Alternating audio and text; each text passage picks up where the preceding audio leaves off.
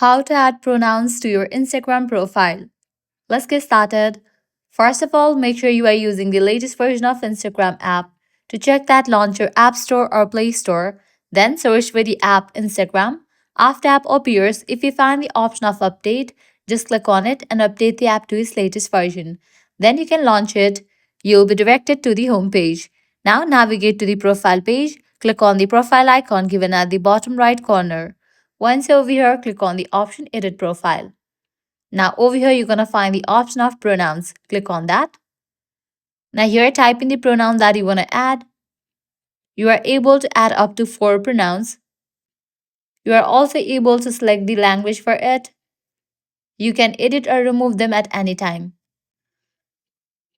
If you just want to show your pronouns to your followers, you can enable for this option or else you can disable it. Once we're done, click on Done. Now I can head back to your profile and check it's gonna appear in your bio. So this is how you can easily add pronouns to your Instagram profile. If this guide helped you out, don't forget to like, share and subscribe to our channel. Thanks for watching.